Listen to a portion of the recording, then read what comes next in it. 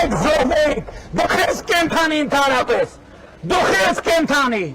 դուք ես կենթանի, որ մի հատ էլ 5000 զոհի մասին եք խոսում, այդ տական, ինչի ես կենթանի,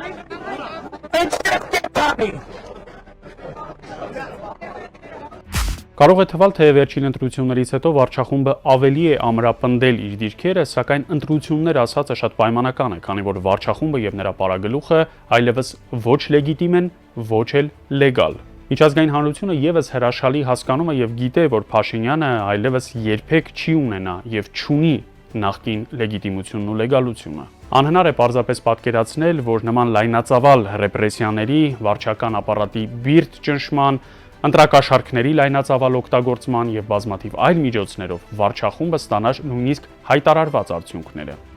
Այս ընտրությունների առանձնապես մտահոգիչ դրվագն այն էր, որ շուրջ 59000 քաղաքացիության փաստացի չարտացոլվեց վերջնական մանդատների բաշխման մեջ։ Այս ամենի արդյունքում ոչ միայն կենտրոնական ընտրական հանձնաժողովը, այլև սահմանադրական դատարանը հաստատեցին այդ քաղաքական որոշումները։ Սրան զուգահեռ ընդունվեց նաև ընտրական օրենսդրության այն փոփոխությունը, որով նախատեսվում է սահմանափակել արտերկրում բնակվող Հայաստանի քաղաքացիների ընտրական իրավունքը։ Սա այն դեպքում, երբ կան 100,000-ավոր մարդիկ, որոնք ժամանակավորապես մեկնում են արտագնա աշխատանքի, բուժման կամ ուսման նպատակով եւ հետագայում վերադառնում Հայաստան։ Նրանց ընտրելու իրավունքից զրկելը պարզապես հակասահմանադրական է։ Այս ընտրություններն ու հետընտրական զարգացումները լուրջ հարված հասցրին Հայաստանի պետականության, առանց այն էլ խախոտ հիմքերին։ Առաջին հերթին կասկածի տակ դրվեց հենց ընտրությունների ինստիտուտը։ Այսօր շատ քաղաքացիներ կարող են մտածել, ինչու մասնակցել ընտրություններին, եթե արդյունքում հնարավոր է, որ իրենց ձայները որևէ կերպ չարտացոլվեն վերջնական արդյունքներում։ Եթե այս անգամ վիճարկվում են մի քանի ընտրատեղամասերի արդյունքներ, ապա հաջորդ անգամ կարող են վիճարկվել տասնյակ ընտրատեղամասեր, ցանկալի քաղաքական արդյունք ապահովելու համար։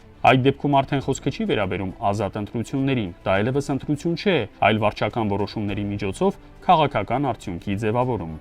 Ինչ վերաբերում է ընտրական իրավունքին, Սահմանադրության 48-րդ հոդվածը սահմանում է, որ ընտրության կամ հանրաքվեի օրը 18 տարին լրացած Հայաստանի յուրաքանչյուր քաղաքացի ունի ընտրելու իրավունք։ Այսինքն քաղաքացին կարող է օգտվել կամ չօգտվել իր իրավունքից, դա իր որոշումն է։ Եթե նա շարունակում է մնալ Հայաստանի քաղաքացի եւ դատարանի որոշմամբ չի զրկվել ընտրական իրավունքից, ապա ունի ընտրելու սահմանադրական իրավունք անկախ այն հանգամանքից, թե վերջին տարիներին որտեղ է բնակվել։ Ազգային պետությունը միայն Հայաստանի տարածքում մշտապես բնակվող քաղաքացիների պետությունը չէ, այն նաև աշխարհասփյուր այն հայերի պետությունն է, որոնք իրենց ժամանակը, միջոցներն ու ներուժը ներդնում են Հայաստանի զարգացման համար։ Եթե պետությունը սկսում է բաժանել հայերին ներսի եւ դրսի, դա հարված է ինչպես ազգային պետության գաղափարին, այնպես էլ Հայաստան-սփյուռ հարաբերություններին։ Սա նաև վտանգավոր նախադրյալ է հասարակության ներսում նոր բաժանարար գծեր ստեղծելու համար։ Այս ամենը առատորեն ոռոգվում է Հայաստանի իբր եվրոպական ապագայի սուտ խոստումներով։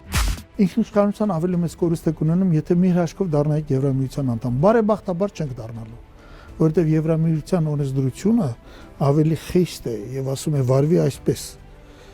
Եվ այնտեղ ավելի քիչ ազատություն ունես, քան թե ասենք ԵԱՏՄ-ի մեջ։ Հետևաբար միանալով Եվրամիությանը դա քարոզելով չես կարող քարոզել ինքնիշխանության մասին։ Ճիշտ հակառակն է։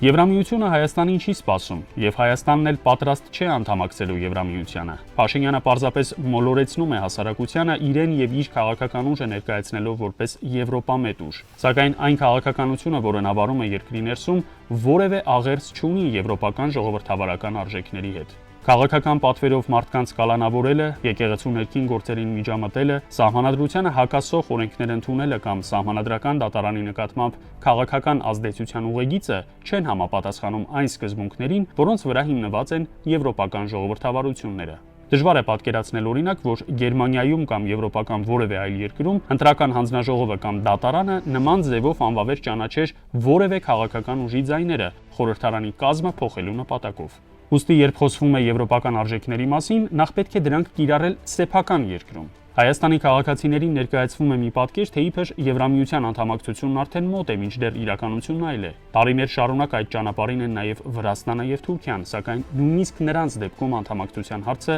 դեռևս օրակարգային չէ։ Առավելևս Հայաստանի դեպքում, որը ոչ միայն դեռևս չի համապատասխանում անհրաժեշտ չափանիշներին, այլև աշխարհագրական եւ քաղաքական բազմաթիվ անհամապատասխանություններ ունի։ Եվրամիությունը որպես կանոն անդամակցություն է առաջարկում այն երկրներին, որոնք համապատասխանում են ժողովրդավարական չափանիշներին եւ կայացած պետական ինստիտուտներ ունեն։ Իսկ եթե երկրում տեղի են ունենում այնպիսի գործընթացներ, ինչպիսիք մենք այսօր տեսնում ենք Հայաստանում, դժվար է պատկերացնել, որ անդամակցության հարցը կարող է դառնալ իրական օրակարգ։ Իհարկե, եվրոպացի պաշտոնյաները կարող են տարբեր հայտարարություններ անել, ելնելով իրենց աշխարհաքաղաքական շահերից։ Նույնը կարող է անել նաև Ռուսաստանը, բայց խնդիրը ոչ թե նրանց հայտարարություններն են, այլ այն, որ Հայաստանը չպետք է դառնա որևէ աշխարհաքաղաքական կենտրոնի գործիքը։ Մենք երբեք չպետք է դժգոհենք ոչ մեկից, Մակրոնից, չգիտեմ, Թրամփից, Ռուսաստանից, Իրանից, Վրաստանից, էլ Թուրքիայի ու Ադրբեջանի մասն էլ չեմ ասում։ Այդ մարդիկ իրենց պատկերացումներով իրենց խնդիրներն են լուծում, տարբեր ձևերով,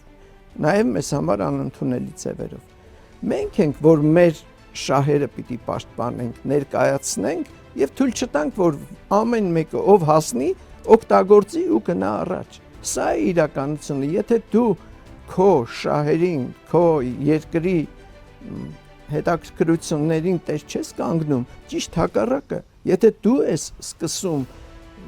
հակա հայաստանյան, հակա արցախյան հայտարարություններ անել, բնական է, որ ամեն մեկն էլ լավ առիթ է էլի կփորձի օգտագործել։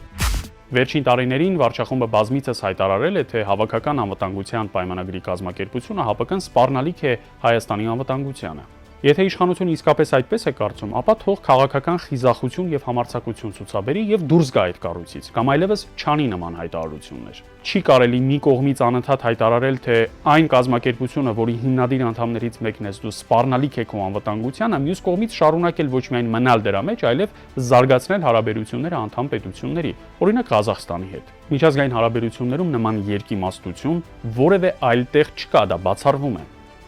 Իսկ պայքարը շարունակվում է։